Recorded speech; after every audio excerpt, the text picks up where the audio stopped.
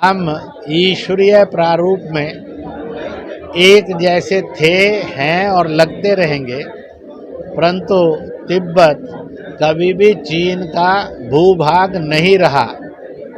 चीन का उस पर जबरदस्ती सैनिक शक्ति से, कूटनीतिक शक्ति से और उसके अहिंसा के मार्ग का दलन करते हुए कब्जा करके बैठा है।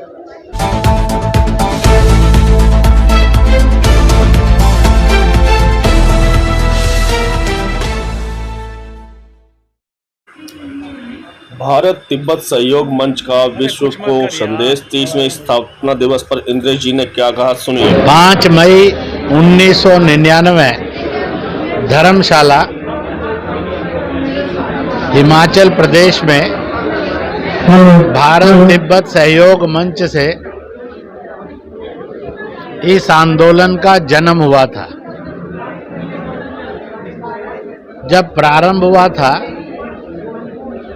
उस समय तिब्बत का विषय लगभग डस्टबिन में था। भारत और विश्व के लोग ये मान चुके थे, now Tibet is an dead issue. परंतु इन 23 वर्षों में भारत तिब्बत सहयोग मंच के कार्यकर्ताओं ने इस नाम को अपना मिशन बना लिया और उसका मुख्य नारा बना तिब्बत की आज़ादी, कैलाश मानसरोवर की मुक्ति, भारत की सुरक्षा। दूसरा मिशन बना चीन की सीमा, चीनी दीवार, बाकी सब अवैध कब्जा है। लगभग 9 के आसपास देश जो पार्शली या पूरी तरह से चीन ने हड़पे होंगे और इस प्रकार से उसने अलग अलग देशों की स्वतंत्रता को हड़प कर अपना विस्तार किया है। इसलिए चीन विस्तारवादी देश भी माना जाता है। अपना विस्तार करते हुए उसने जुल्मों का सहारा लिया है। इसी प्रकार से हिमालय पर कब्जा करते हुए उसका अगला कदम है, जो एक गैर सरकारी मानचित्र के रूप में कभी कभी प्रकट होता है। शरीर पर चीन लिखा है, कंधे पर बीजिंग लिखा है, वहाँ से ड्रैगन रूपी एक बाजू निकलती है जो हथेली हिमालय पर जाकर रुक जाती है और उंगलियों पर लिखा है जम्मू कश्मीर, लद्दाख, पीओजे के आदि। दूसरी पर लिखा है हिमाचल, उत्तराखंड आदि। तीसरी पर नेपाल, चौथी पर भूटान, पांचवी पर सिक्किम, अरुणाचल आदि। वो कहता है कि तिब्बत तो हड़प लिया है, नेक्स्ट कमिंग टारगेट यह सारा हिमालय है। इसी प्रकार से अभी कोविड में भी डेवलपमेंट, होलिस्टिक डेवलपमेंट के वायरस के नाम पर उसने अधमरा अधजीवित वायरस कोरोना पैदा किया, जिसने दुनिया में हाहाकार मचाया। 60-70 लाख से अधिक लोग वो दुनिया के हर देश के, हर सभ्यता के, हर धर्म के, हर जाति के, हर भाषा के, हर दल के, अमीर गरीब, पढ़ा लिखा सामान्य, घोर पर्वत वाला, वन वाला, गांव वाला, शहर बस्ती वाला, सबको उसने खाया है। और आज तक उसने इसके लिए क्षमा याचना भी नहीं की है। मैं भारत तिब्बत सहयोग मंच के स्थापना दिवस पर कहूँगा, तिब्बत के इशू पर, परंतु विशेष रूप से कोरोना वायरस के नाम पर जो विश्व में इतना बड़ा मानव और मानवता का संहार हुआ है, उसके लिए चीन ने क्षमा याचना करनी चाहिए। दूसरी बात ये कहूँगा, चीन ने तिब्बत का इशू अनसेटल्ड है। तिब्बत कभी भी चीन का पार्ट एंड पार्शल नहीं था और इसलिए उसने और तिब्बत के साथ डायलॉग करना चाहिए। जैसे आज रूस ने 70 दिन से ऊपर यूक्रेन की बर्बादी में निकाल दिए। युद्ध कभी समस्याओं का हल नहीं होता, कब्जे समस्याओं के हल नहीं होते हैं। वार्ता यानी संवाद यही समस्या का आज के वैज्ञानिक और आधुनिक युग में सर्वश्रेष्ठ मार्ग है। इसलिए उसने संवाद करके इस समस्या का निराकरण करना चाहिए। तीसरी बात ये भी कहूँगा, जो चीन में ये उद्घोषणा की है कि अगला दलाई लामा चीन में होगा और वो घोषित करेगा, यह है आध्यात्मिक और ईश्वरीय कार्य में दखल है। ऐसी दखल शैतान की ही हो सकती है। इसलिए चीन ने इस आध्यात्मिक ईश्वरीय प्रक्रिया में दखल नहीं देनी चाहिए, जबकि बहुत वर्ष पूर्व यह आध्यात्मिक रूप से घोषित हुआ कि अगले पूज्य दलाई लामा भारत के क्षेत्र में होंगे। तो इसको सावधानी से उसने करना चाहिए।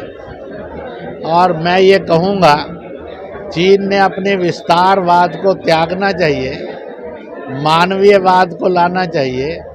आज वो अपने सस्ते पर घटिया माल से दुनिया की क्वालिटी को भी प्रभावित कर रहा है और कई देशों की आर्थिक स्वायत्तता और स्वतंत्रता पर भी कब्जा करने की कोशिश कर रहा है। मैं भारत के लोगों से अपील करूंगा, मिलकर आगे बढ़ें और तिब्बत के तरफ, हिमालय की तरफ जो चीन सीमाओं पर छेड़छाड़ करता है, पाकिस्तान को उकसाता है, उसको सेनाएं मुंह तोड़ जवाब दें। जनता चीनी माल के उत्पाद का बहिष्कार करते हुए चीन की आर्थिक रूप से और कमर तोड़े, ताकि इस प्रकार का अमानवीय, असंवैधानिक और गैर ईश्वरीय, अनीश्वरीय कार्य दुनिया के अंदर कोई भी देश ना करे। था कि तिब्बत और भारत कुछ अलग है। हम ईश्वरीय प्रारूप में एक जैसे थे, हैं और लगते रहेंगे, परंतु तिब्बत कभी भी चीन का भूभाग नहीं रहा। चीन का उस पर जबरदस्ती, सैनिक शक्ति से, कूटनीतिक शक्ति से और उसके अहिंसा के मार्ग का दलन करते हुए कब्जा करके बैठा है। चाइना बात नहीं आ रहा, बार बार नक्शेदारी करता है, जिसमें तिब्बत को चाइना का पार्ट दिखाया जाता है। ऐसा है, भारत ने तिब्बत को ऑटोनोमस स्टेटस में एक स्वतंत्र देश वर्षानुवर्ष से माना है, परंतु वी आर सो फ्रेंडली, कोई ये नहीं मानता था। और इसलिए चीन की सीमा तो चीन ने ही निर्देशित की है। चीन के चारों ओर दीवार बनाकर तिब्बत उससे बाहर था, है और सदा रहेगा। इसलिए जनता ने इस पर विश्वास करना चाहिए।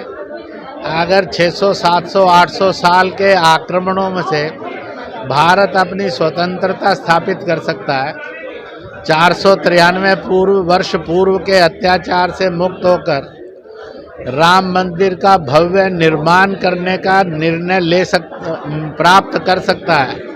द डे विल कम, जब तिब्बत पुनः एक अलग देश या एक स्वायत्त स्वतंत्र देश होगा।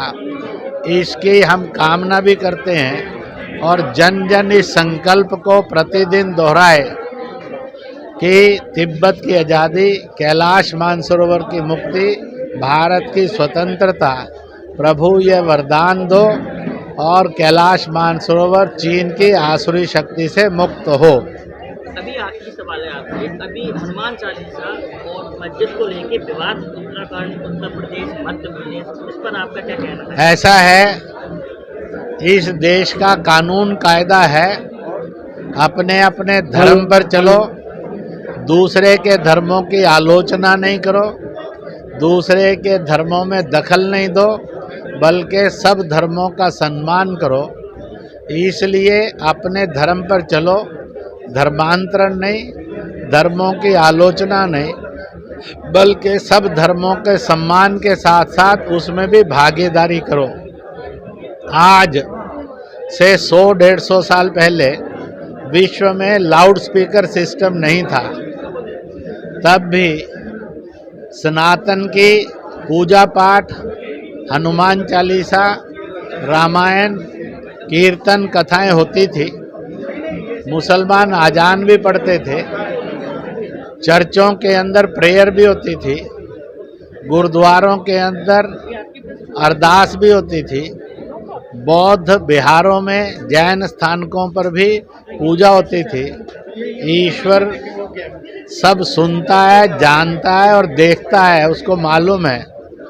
इसलिए आज और इस प्रकार से उत्तर प्रदेश सरकार ने जो एक सिद्धांत रखा, सबसे पहले वहाँ के मुख्यमंत्री ने अपनी गोरक्षपीठ से लाउड स्पीकर्स को उतारा, जिसका परिणाम निकला हजारों हजार अलग अलग धर्मों के पूजा स्थलों से लाउड स्पीकर 54,000 से अधिक भी उतारे गए।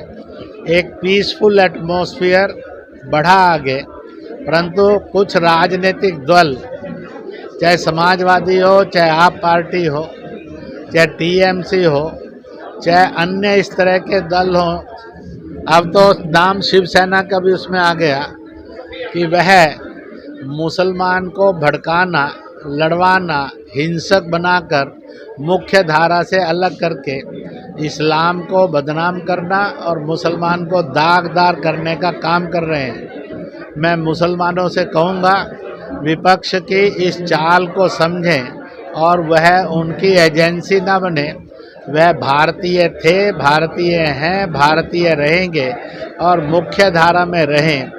इसलिए डिसिप्लिन फॉर ऑल है कि अगर इससे डिस्टरबेंस होती है और प्रदूषण होता है तो अच्छा है, सभी धर्म इसी एडवाइजरी को पालन करें कि वह अपने धूमधाम से त्यौहार मनाएं, सड़कों पर नहीं, वह पूजा स्थलों के अंदर मनाएं। सबको सुनाने के लिए नहीं, अपनी अपनी इबादत को सुनने के लिए उतनी ही ऊंची आवाज़ में करें, ताकि यह जो लाउड स्पीकर के नाम पर, स्वतंत्रता के नाम पर अराजकता फैलाना है, इसकी निंदा करता हूं। और सब ने कायदे कानून के अनुसार अपने धर्म पर चलो, त्यौहार बनाओ, दूसरे धर्म के लोगों को बुलाओ और सब भागीदारी बनकर सब त्योहारों को सब लोग मिलकर मनाएं, ताकि एक भारत श्रेष्ठ भारत, आत्मनिर्भर भारत बने।